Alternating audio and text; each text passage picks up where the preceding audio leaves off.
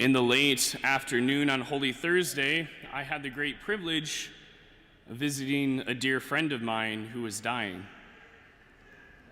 I took the car and drove to a little house in Evanston, climbed up the stairs to his room, and there, laying in bed, was my friend, Father Joe, a priest of almost 65 years.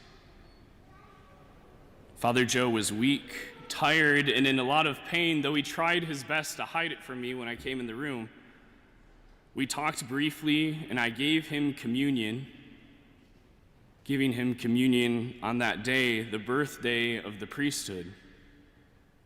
His breathing calmed, and he began to talk to me about the priesthood, how much it meant to him, how much joy it brought him, and how I and all other priests were called to pour ourselves out as an oblation, as an offering for the church.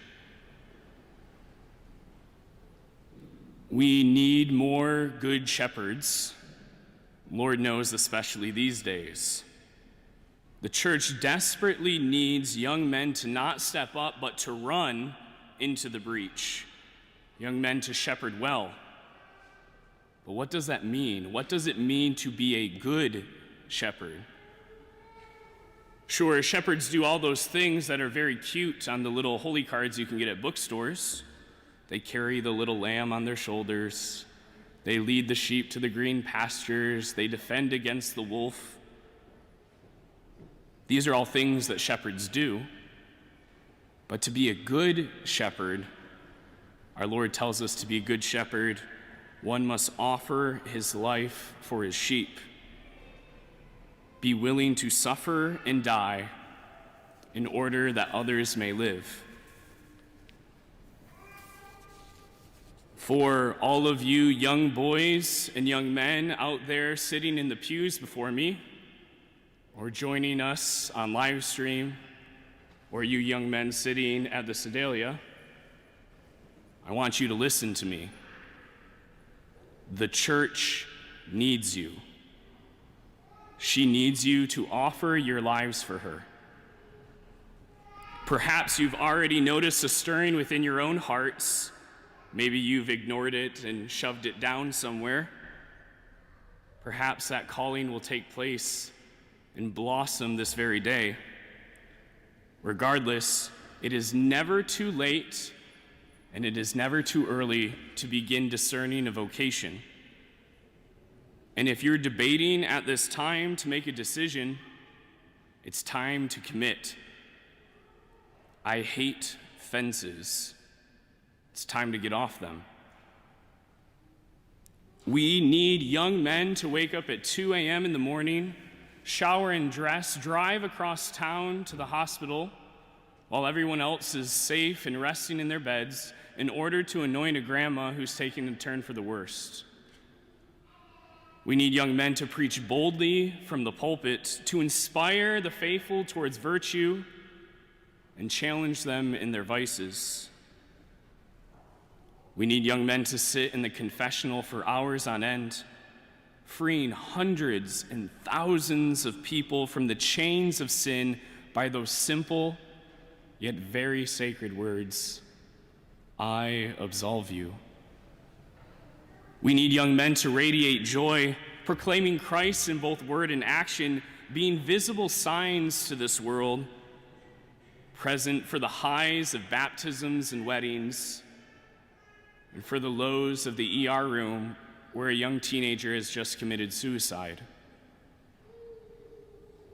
We need young men to pray the breviary faithfully, to meditate often, and to offer and celebrate Mass reverently and devoutly, actually believing in what they're doing. My dear friends, we need young men to suffer. We need them to go without sleep, form disciplined habits, to carry the spiritual and emotional weights of a parish, to be spit upon in public, slandered in online comments, endure false accusations, and be betrayed by your own brothers. And if the time comes, we all kind of can sense that it may be approaching, to offer their lives in martyrdom. What do we need? We need young men to love, and to love well, like a father, like a good shepherd, like a priest. Now, I say all of this with extreme humility, terrified and overwhelmed at the truly awesome responsibility that's about to be placed on me in a few days.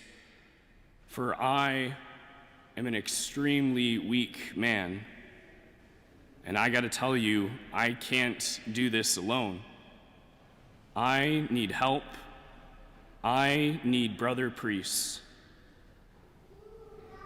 And so if all of us gathered here today agree that we are in need of such good shepherds in the church, then what in the world are we doing to create them? How are we encouraging those young men around us that may have a calling? Are we praying for vocations actively? Are we living Christian lives that foster and support vocations? Or are we tearing them down by gossiping and ridiculing them? Are we afraid to talk about the priesthood with our family? Too ashamed of it, ashamed of what some weak priests have done? Dismissive of the importance of this great vocation? A man never ascends the altar on his own. Instead, an entire community, a family of baptized, stands around him, and together they offer him as a living oblation to the Father. Are you willing to make that offering to God, perhaps even from your own families? What a truly priestly action that would be for all of you. A few days later, after that afternoon visit on Holy Thursday, Father Joe passed away, surrounded by his family, Lisa and Alan. And for 65 years, he poured himself out for the church. His life was filled with great suffering. Imagine all that he had seen or been through since his ordination in 1956. And yet, despite the suffering, his life was filled with immense joy. "It's not an easy life, Nathan," Father Joe would often say to me, "but it's a good one, and I'd do it all over again if I could."